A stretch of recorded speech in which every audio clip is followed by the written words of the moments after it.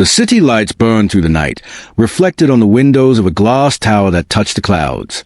Inside, silence filled the boardroom, broken only by the sound of one man's voice, sharp, confident, untouchable. Ethan Vance, billionaire, visionary, and the kind of man who believed he could never be wrong. He stood at the head of the table, surrounded by advisors in suits too scared to meet his eyes. A presentation flickered on the screen, numbers in red, markets falling, whispers of failure. Enough, Ethan snapped. I don't take advice from staff. I built this empire myself, and I'll fix it myself. No one replied. The room froze, tension heavy like smoke.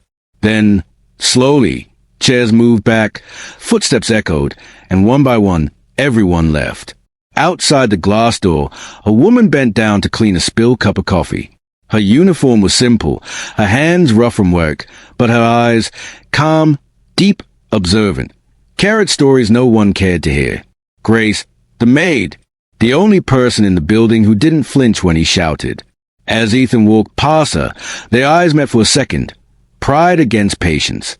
He looked away, tightening his jaw, pretending she wasn't there. The door closed behind him, leaving her alone in the silence.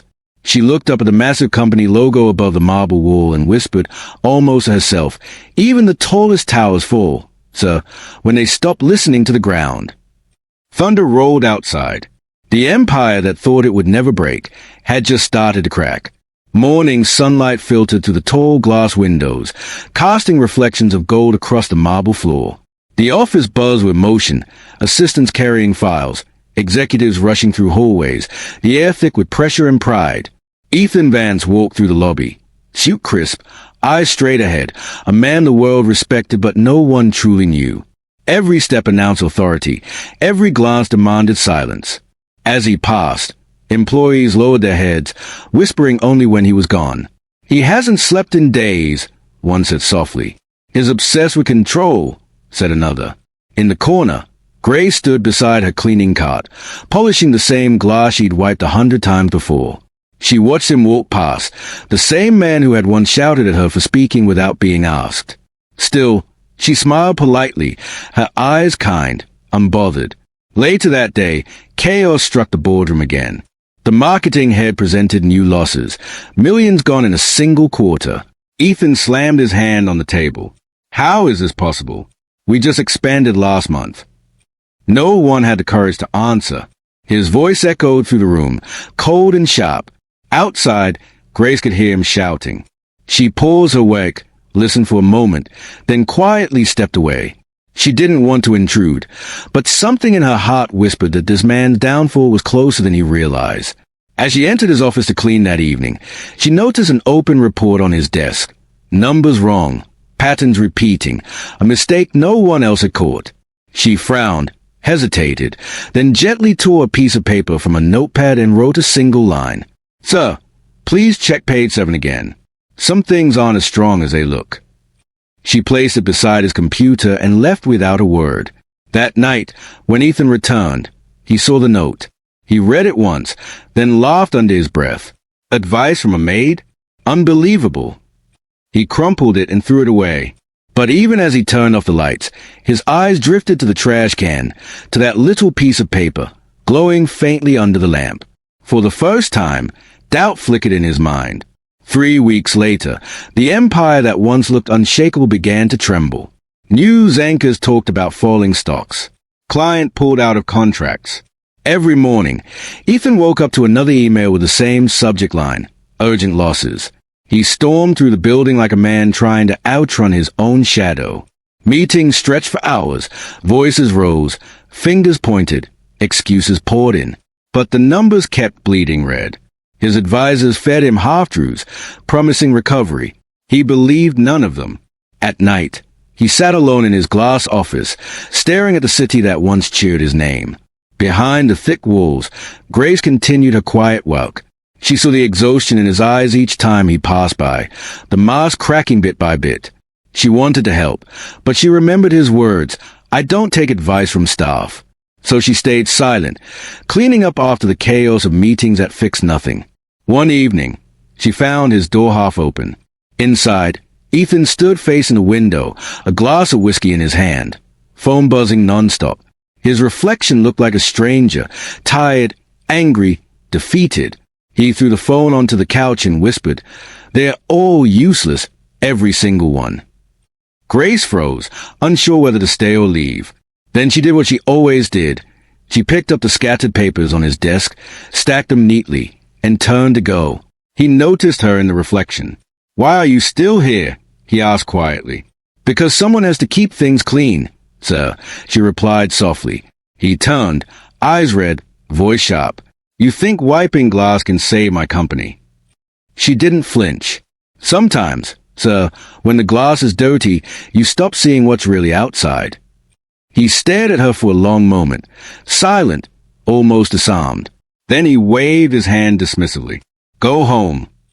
Grace nodded and left. Behind her, the billionaire who never listened, sat down slowly and pressed his hands to his face. For the first time in years, he didn't feel powerful. He just felt small. The rain returned that night, soft and steady, tapping against the tall windows of Ethan's office. Papers were scattered across the floor. Coffee stains marked the once perfect desk. The room looked just like its owner, broken in places no one could see. Ethan had fallen asleep in his chair, still wearing his suit, the city lights painting lines across his tired face. Somewhere between pride and regret, he had drifted into silence. When the morning shift began, Grace entered quietly, pushing her cart through the door. She saw him there, exhausted, unshaven, surrounded by numbers he couldn't fix. For a moment, she just watched him. Then, gently, she picked up a blanket from the sofa and laid it over his shoulders. He didn't wake up. She smiled faintly and looked at the document spread out across the desk. Her eyes caught something. A repeated error in a financial chart, the same kind she had seen destroy her late husband's small business years ago. She hesitated, then pulled out a note from her pocket and wrote with careful hands. "So, sometimes the smallest leaks sink the biggest ships." She placed the note beside his glass, cleaned the rest of the office, and left quietly before anyone saw her. Hours later, Ethan woke up. His head ached. His phone buzzed endlessly. Then his eyes landed on the note. He read it twice. The handwriting was careful, almost gentle. He frowned, looked around. The room was spotless. The smell of fresh coffee lingered. He picked up the note again, staring at the words like they carried a hidden code. Smallest leaks, biggest ships. He pushed the papers aside, searching for what she meant. Then he saw it, the accounting error she had noticed. It wasn't small. It was the root of everything. For the first time, the billionaire felt a strange chill crawl down his spine. The truth had been sitting right under his nose, and the only person who'd seen it was a maid he once dismissed. He sat back in silence, turning the note over in his hand. Maybe she wasn't just cleaning up his mess. Maybe she was trying to save him from drowning in it. Days turned into weeks, and for the first time, Ethan Van started to listen, not to his board, not to his investors, but to silence. He sat in meetings without interrupting, watching, learning. The arrogance that once filled his words began to fade, replaced by something unfamiliar, doubt. Late at night, when the office emptied, he would find himself rereading that note. Sometimes he even caught himself waiting for another one. And somehow, it came. Small, humble pieces of paper left near his desk, on the edge of his chair, beside the coffee mug. So, loyalty can't be bought. It must be owned. So, when you talk, people obey. But when you listen, they believe. He didn't know how she managed to leave them unseen. But every note hit him harder than 1,000 boardroom speeches. Grace never mentioned it. She continued her work as usual, cleaning his office, serving coffee, fixing things no one noticed. Yet, every time she passed, he found himself glancing up, not as a boss, but as a man slowly learning humility. One evening, he called her in. "Grace," he said quietly, "those notes, they were yours, weren't they?" She froze for a second, then nodded. "I just wanted to help. Sigh. Sometimes people outside the noise can see things clearer." He studied her face, the calmness, the honesty. "You used to work in business?" he asked. She smiled softly. "My husband did. I just listened more than he did." Ethan let out a quiet breath, half a laugh, half a sigh. You've been teaching me without saying a word. Grace shook her head. No, sir. You've been learning because you chose to listen. From that night, something changed. He started walking through the office with less pride, greeting people, asking questions. Employees who once feared him began to meet his eyes again. The same man who once said he needed no advice was slowly being rebuilt by the wisdom of someone the world overlooked. And somewhere deep inside, Grace saw it too, the spark of humility, the beginning of redemption. The morning began with tension thick enough to feel in the air.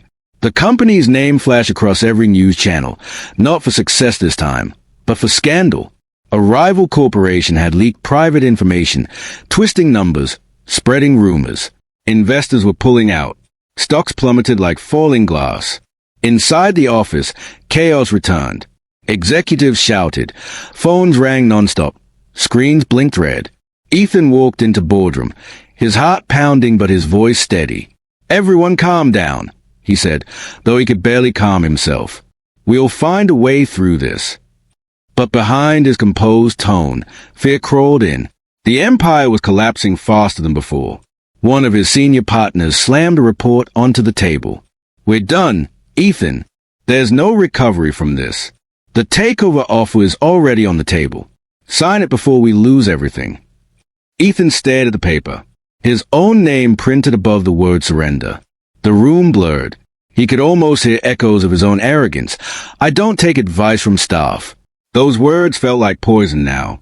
He walked out of the boardroom and into the quiet hallway. The sound of panic faded behind him. He stopped when he saw Grace standing by the window, folding towels into a cart. She looked up, saw his face, and immediately understood. You're losing it all, aren't you? She asked gently. He didn't answer. He didn't have to. Grace wiped her hands, then took a small breath. So, you remember the community branch your company opened 3 years ago? The one everyone said was a waste of money. He frowned. The one in the South District. Yes, she said softly. You closed its funding, but it's still running. They are creating something the world hasn't noticed yet. If you show it now, people will see your company differently. Not greedy, but human. He blinked. Grace, that's just a charity program. She shook her head. No, sir, it's your second chance. Her words hit deeper than any strategy meeting ever had. That evening, while the board debated surrender, Ethan stayed alone in his office, staring at the same charity reports he once ignored. And slowly, his plan began to form. One last move, one that could either save his empire or end it completely. He picked up the phone, called his assistant, and said in a calm voice, "Prepare a press release. Tomorrow morning, we're going to remind the world who we really are." Outside, the city lights flickered against the glass, and Grace watched from the hallway, knowing the moment had come when the billionaire who never listened was finally ready to fight for something that mattered. The next morning, the world waited for Ethan Vance's downfall. News anchors called it the end of an empire. Reporters gathered outside the building, ready to film a man broken by his own pride. But inside those tall glass walls, something different was happening. Ethan stood before his board, calm, steady, eyes burning with quiet resolve. He wore no arrogance, no armor of pride, just a sense of purpose. He held up a folder. "This," he said firmly, "is what will save us." The executives exchanged confused glances. A community branch? That's charity work, not profit. Ethan's voice rose, not with anger, but conviction. It's the heart of our company. The part we forgot. The part that still believes in people. He walked to the window, pointing toward the city. We built towers so high we can't even see the ground anymore. But Grace reminded me, everything strong stands on what's beneath it. The room fell silent. The man they thought had lost everything suddenly sounded unbreakable. Within hours, the company launched a global campaign highlighting their forgotten division, small businesses, schools, hospitals, and community centers they had once supported. The story spread like wildfire. News outlets flipped their headlines. Investors called back. The company's stock began to rise again. Outside, Grace stood quietly in the lobby, watching the big screen on the wall. The billionaire who never took advice was now thanking his staff in front of the world. Reporters crowded around him. "Mr. Vance, how did you manage to turn this around?" one asked. Ethan smiled faintly, adjusting his tie. "By listening to someone I should have heard a long time ago." The cameras flashed, microphones pushed closer. "Who was it?" another reporter asked. He looked straight into the lens. "A woman who taught me that wisdom doesn't come with a title. It comes with heart." Upstairs, Grace lowered her head, a tear sliding down her cheek. She didn't need applause. She just smiled, because she knew he finally understood. As the screens filled with Ethan's image, his voice echoed through every channel, every phone, every heart that once doubted him. 4 years, I believed success meant standing above everyone. But today, I've learned, the strongest leaders are the ones who kneel to listen. The world went silent for a moment, and then it erupted in applause. And somewhere in that sound, Grace's soft whisper disappeared into the noise. "Told you, sir. Even a whisper can save a kingdom." A week later, the building felt different. No shouting, no rushing footsteps, no fear. Laughter echoed through the halls where silence once lived. And at the very center of it all, Ethan Vance walked calmly, not as a ruler, but as a man reborn. He entered the lobby where Grace was polishing the same marble floor, her reflection glowing in the sunlight. She looked up, smiled politely, and said, "Morning, sir." Ethan stopped in front of her. For a long moment, he didn't speak. Then, quietly, he placed a small envelope on her cleaning cart. She looked at it, confused. "What's this?" He smiled faintly. "A promotion, and a thank you I can never put into words." Grace opened it slowly.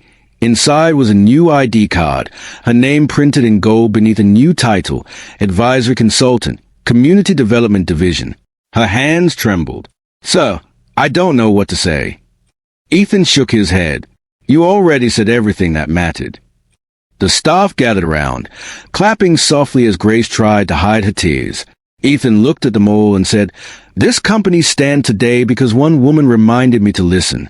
Never forget that greatness doesn't come from power, it comes from people." The crowd applauded louder, their faces filled with pride. Grace wiped her eyes and whispered, "I only did what was right." He nodded gently, and that's exactly what made the difference. As the camera pulled back, sunlight poured through the tall windows, illuminating the two of them, the billionaire who once refused advice and the maid who saved his empire.